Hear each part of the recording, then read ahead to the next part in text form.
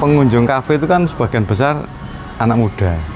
Mereka kan menyukai atau menikmati hal-hal yang out of the box, misalnya yang anti mainstream. Kadang mural itu kan sedikit anti mainstream juga, biasanya kan hanya foto, lukisan atau apa. Kalau mural itu kan ya menurut saya sih lebih kekinian untuk anak muda ya, semangatnya. Juga anak muda, ya, kekinian. Muda, iya, seperti saya kan saya masih muda ini juga.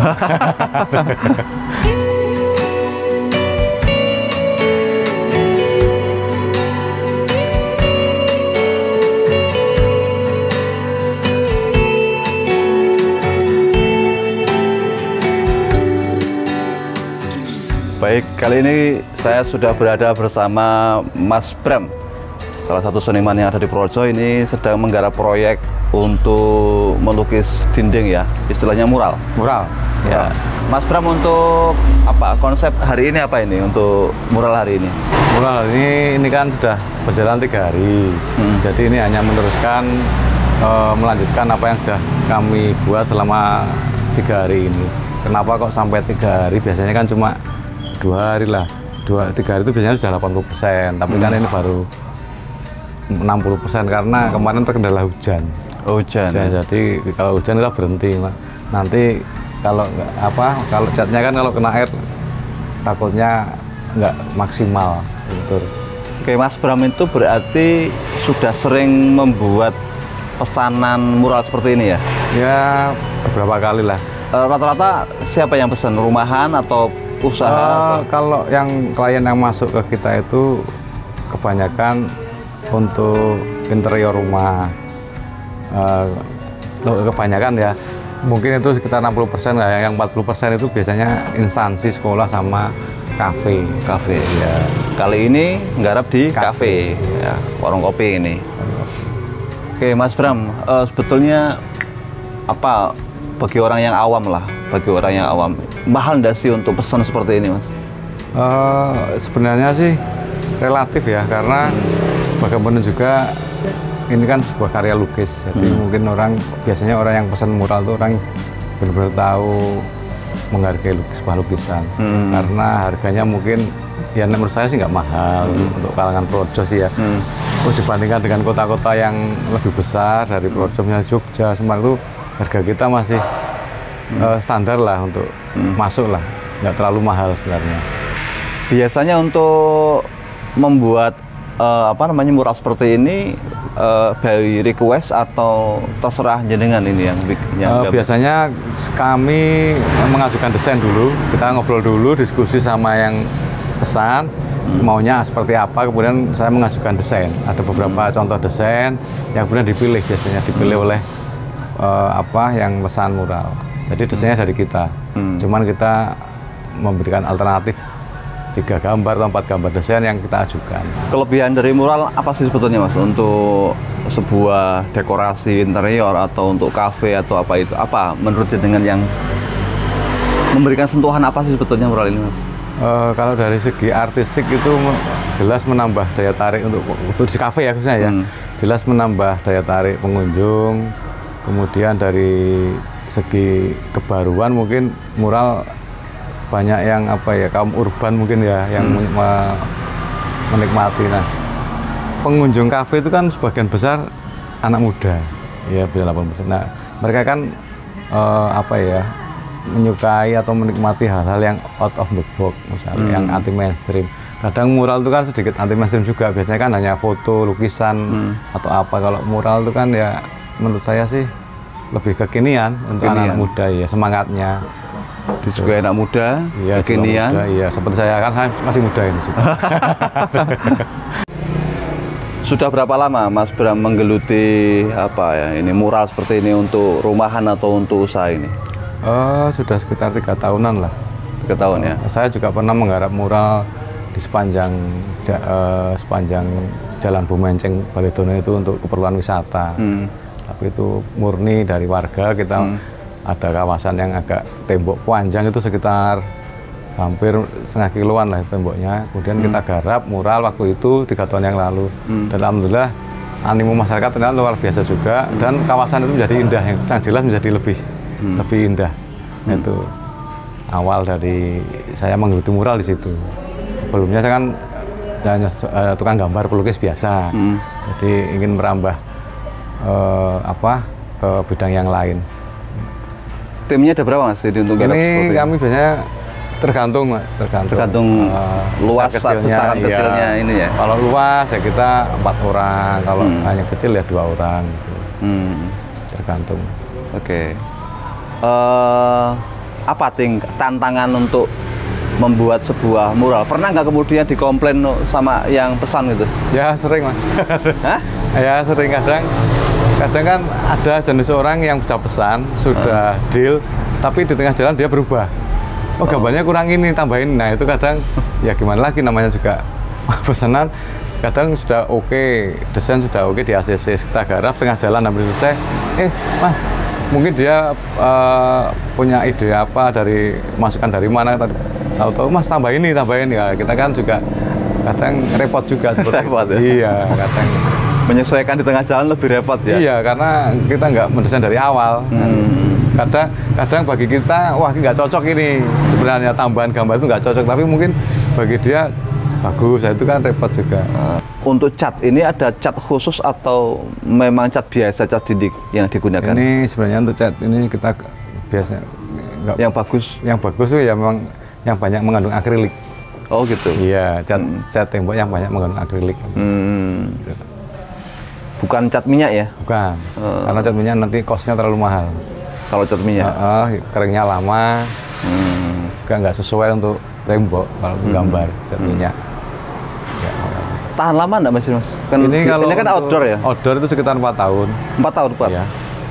Karena nanti kan kita juga lindungi dengan cat pelapis pelindung. Oh. Biar clear istilah itu. Nah, itu kan kita lapisi, terakhir kalau sudah selesai kita lapisi clear, tujuannya untuk melindungi dari panas dan bisa tahan lama. Kalau yang indoor bisa 6 tahun. Pernah enggak menggarap sebuah pesanan mural yang tantangannya sangat berat nih? Kapan kira-kira? Itu waktu itu sebenarnya nggak berat sih, cuman agak rumit karena kita dapat pesanan dari Polres Purworejo untuk menggambar personel semua kru Pak Babin. Itu ada 15 orang, kita gambar di tembok 15 orang, itu kan agak rumit juga ya, agak realis masalahnya. Realis kita pakai cat tembok gitu, pakai cat akrilik yang buat mural, jadi mungkin agak kendalanya di situ, mungkin di teknisnya mungkin. Karena harus posisi semua sesuai ukuran. Iya, jadi segini gambarnya itu. 15 orang itu Pak Babin itu dulu di ruangan atas Polres Purworejo.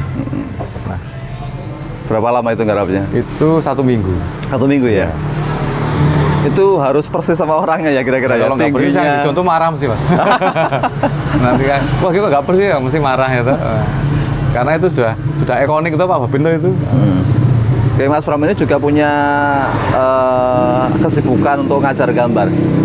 Betul Mas ya? Di rumah ya Mas ya? Iya. Ngajarnya di rumah aja atau di sekolah-sekolah Mas? Ngajar gambarnya? Kebetulan juga ngajar di sekolah, di SMP Mutiara Bangsa, di SD Mutiara Ibu, dan juga di rumah juga buat sanggar, dan juga ada komunitas pelukis. Khusus untuk pelukis-pelukis yang sudah semi profesional lah. Oke, Mas Pram ini termasuk salah satu orang yang concern terhadap pengembangan bakat minat gambar anak-anak ya.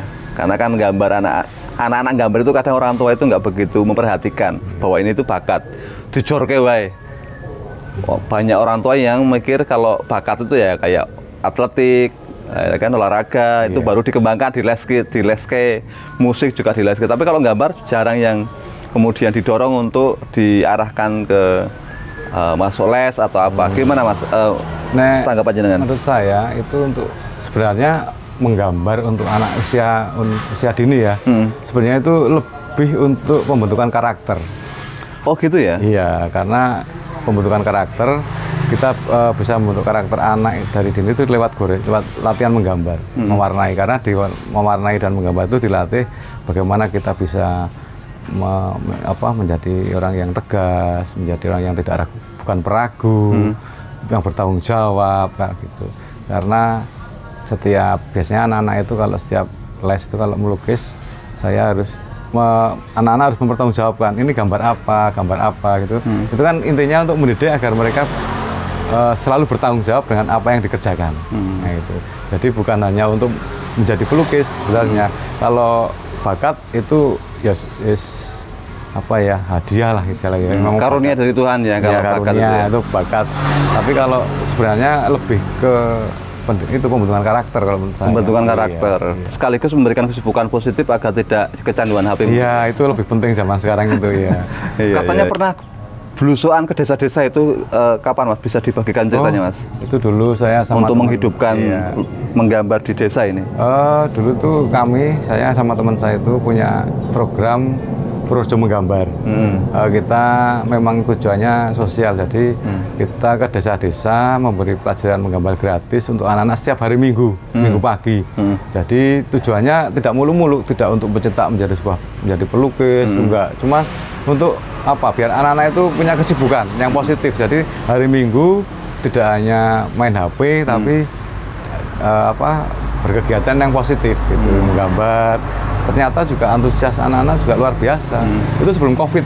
Sebelum COVID ya? Tapi setelah COVID kita berhenti ya? Berhenti karena COVID kebablasan ya? Iya, kebablasan biasa. Sekarang tapi masih membuka pembelajaran di rumah ya? Iya, Mas? Masih buka di rumah. Silahkan yang mau belajar menggambar. Alamatnya di mana Mas kalau ada yang mau gabung Mas? Alamatnya saya di Jalan Biar Supratman, nomor 41B, Purworejo.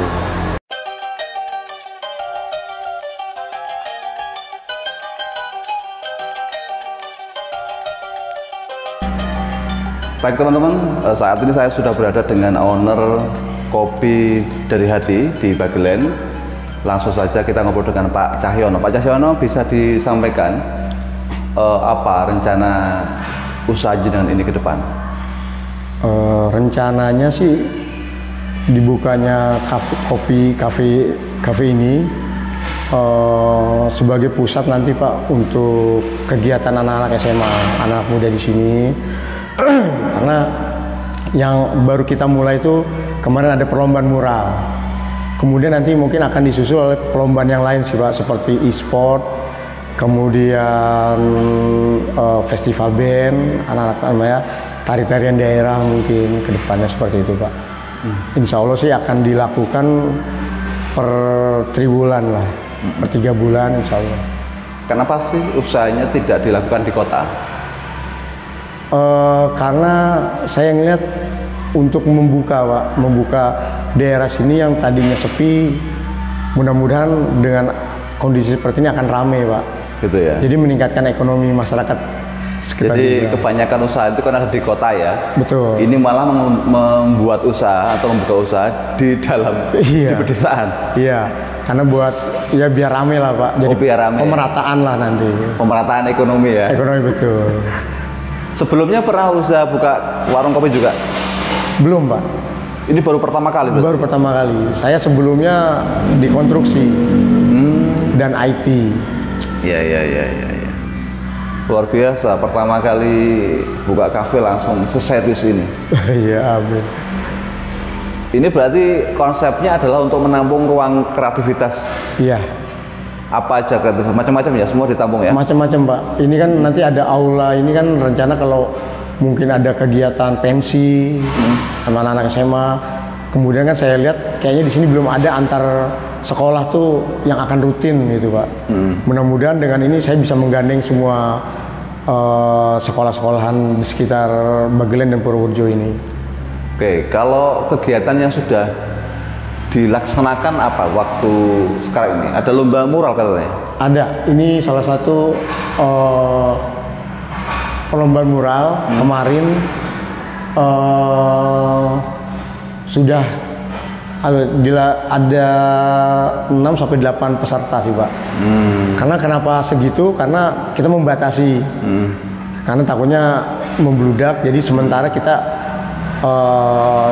uji coba dulu lah. Dengan ini ternyata hasilnya lumayan sih Pak, kreativitas anak-anak salurkan. Umumnya atau pelajar ini? Pelajar dulu Pak saat ini. Ini pelajar ya? SMP dan SMA.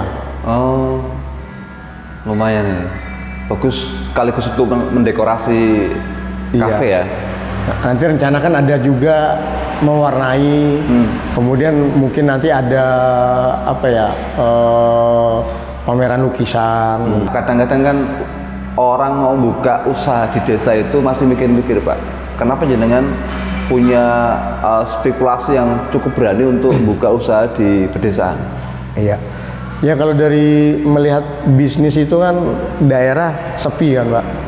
Cuma kan sebenarnya di sini potensial, Pak. Cuman belum digali saja. Nanti kan sekarang udah ada teknologi digital marketing, sosmed semua, mungkin terbantukan oleh itu. Dan sebenarnya di sini kan dekat bandara ini, Pak, Kulon Progo. Mudah-mudahan bisa bisa ramai pelan-pelan, Pak. Oke. Karena kan kalau teorinya usaha atau teori bisnis itu kan kalau dulu itu kan satu soal kualitas produk, yang kedua pelayanan, yang ketiga tempat. Betul. Tempat yang strategis. Nah ini kan di pedesaan itu kadang dianggap tidak strategis. Iya. Tapi kan sekarang ini orang butuh ke pinggir, Pak, malah hidden gitu gem gitu.